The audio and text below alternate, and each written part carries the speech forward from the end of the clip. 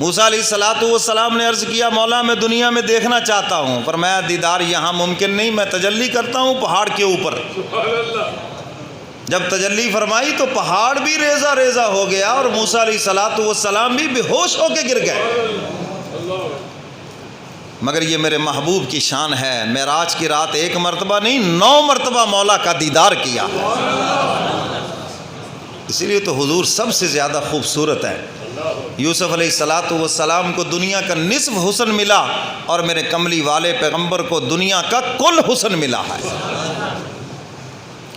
تو فرمایا کہ جو جمعہ پڑھنے کے لیے جلدی آتے ہیں سب سے پہلے، ایک تو ان کو ثواب زیادہ ملتا ہے، جو سب سے پہلے آئے اس کو اونٹ صدقہ کرنے کا ثواب ملتا ہے۔ ایک اونٹ کتنے کا پتہ ہے؟ قربانی کے موقع مولوی صاحب قربانی بڑی مہنگی ہے، بڑا مہنگا اونٹ لے آئے ایسے، تو ہر جمعہ جو سب سے پہلے پڑھنے کے لیے آئے اونٹ صدقہ کرنے کا ثواب۔ فرمایا یا ایھا الذین آمنوا اذا نودی للصلاۃ من یوم الجمعہ، اس کو جگاؤ، یہ وصل کیوں آئی ہے؟ وصل نہ آئے۔ حق تعالی فرماتے ہیں جب جمعہ کے دن اذان ہو جائے، جب تمہیں جمعہ کے لیے بلایا جائے، فَاسْعَوْا إِلَىٰ ذِكْرِ اللَّهِ، دوڑتے ہوئے آؤ نا پھر اللہ کی طرف، اس کے ذکر کی طرف، اس کے گھر کی طرف۔ وَذَرُوا الْبَيْعَ، تجارت چھوڑ دو، جو ہماری بنیادی بیماری ہے نا جی اس کی نفی کر دی، تجارت چھوڑ دو۔ تو اسی لیے مسئلے کی بات ہے جب جمعے کی پہلی اذان ہو جائے، چاہے کسی مسجد میں ہو جائے، اس کے بعد ایک لمحے کے لیے بھی تجارت کرنا حرام ہے اور اللہ کے قرآن کے حکم کے خلاف ہے۔ اللہ میاں فرما رہے جب اذان جمعے کے لیے بلایا جائے چھوڑ دو تجارت، بھاگ آؤ مسجد کی طرف، اور تم بیٹھے ہو گاہک بکتا رہے، تو یہ بالکل حرام ہے تجارت۔ اگر 7 دن حلال اکٹھا کر کے دل نہیں بھرا نا تو آدھا گھنٹہ حرام جمع کر کے کون سا بھر جائے گا۔ تو اس لیے آج سے یہ مسئلہ یاد کر لو، جب جمعے کی اذان ہو جائے شٹر ڈاؤن، بس بھاگو مسجد کی طرف، نماز کی تیاری کرو، غسل کرو، حجامت جو بھی ہے جمعے کے حوالے سے کوئی تیاری کر سکتے، خرید و فروخت بالکل بند کر دو، گاہک کھڑے چھوڑ دو، یہی تو امتحان ہے تمہارے ایمان کا۔ تو فرمایا جو جمعہ پڑھنے کے لیے سب سے پہلے آئے تو اس کے لیے کیا صدقہ کرنے کا ثواب ہے؟ پیچھے والے بھی بولو اونٹ۔ اور جو اس کے بعد آئے تو ایک گائے صدقہ کرنے کا ثواب ہے، اور پھر جو اس کے بعد آئے تو بکری صدقہ کرنے کا ثواب ہے، پھر جو اس کے بعد آئے تو مرغی صدقہ کرنے کا ثواب ہے، اور پھر جو آخر میں آئے تو انڈا صدقہ کرنے کا ثواب ہے۔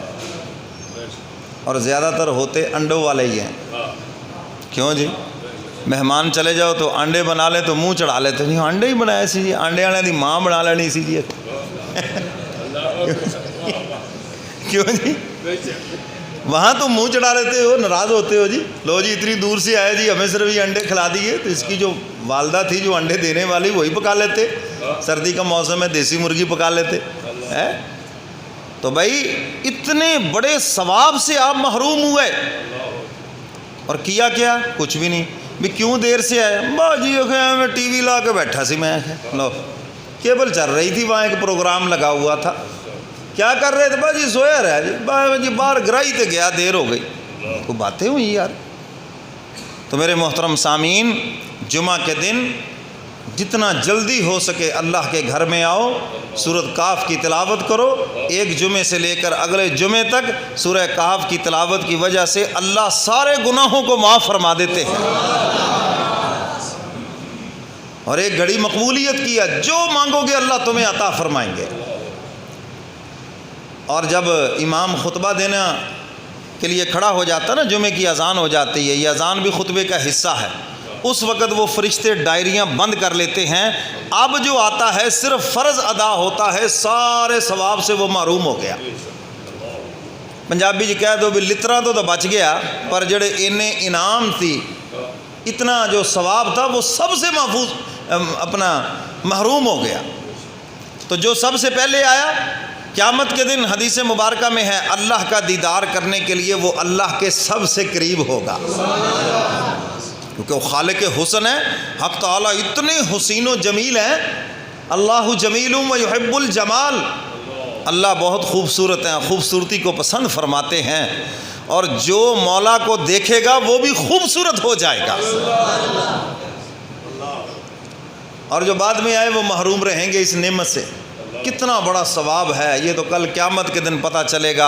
اوہ یار، یہ اتنے بڑے انعام سے ہم محروم ہو گئے، چھوٹی سی غفلت تھی ہماری۔ آج یہاں پہ عہد کر لو، آپ جہاں سے بھی تشریف لائے سب میرے لیے قابل احترام ہو، جہاں بھی آپ جمعہ پڑھیں، جمعے کی پہلی اذان ہوتے ہی سب کچھ چھوڑ کے مسجد میں پہنچیں گے، سب کہو انشاءاللہ۔ تو فرمایا کہ جو قریب بیٹھے ہیں جب وہ واپس جائیں گے نا تو ان کا حسن دگنا چگنا ہو جائے گا، اور جو حوران جنت ہے 70 حوریں ملیں گی، کہہ دو سبحان اللہ۔ اور کوئی شوگر نہیں ہوگی وہاں پر، نہ کوئی بیماری ہوگی، نہ وہاں کوئی کمزوری ہوگی، وہاں طاقت ہی طاقت ہوگی۔ ایک جنتی کے اندر دنیا کے 100 پہلوانوں کی طاقت ہوگی، اور آدم علیہ السلام کے قد کے اوپر سب کا قد ہوگا، او لمبے لمبے قد ہوگے، کوئی گیٹھا بیٹھا نہیں ہوگا وہاں پر۔ تو وہ حوریں کہیں گی جناب آج بڑے خوبصورت ہو، کس بیوٹی پارلر سے ہو کے آئے ہو؟ جی آج بڑے خوبصورت لگ رہے ہو، آج تو اتنے حسین و جمیل کے انتہا نہیں۔ تو اس وقت وہ جنتی کہیں گے آج ہم خالق حسن کو دیکھ کے آئے ہیں، جس نے حسن پیدا کیا، جس کا محبوب اتنا حسین، جس نے کائنات کے اندر حسن بکھیرا، پھولوں میں جس نے حسن بکھیرا، ہر نعمت کے اندر حسن بکھیرا، جو حسن کا پیدا کرنے والا ہے، آج ہم اس کو دیکھ کے آئے ہیں، اس لیے ہمارے حسن میں اضافہ ہو گیا ہے۔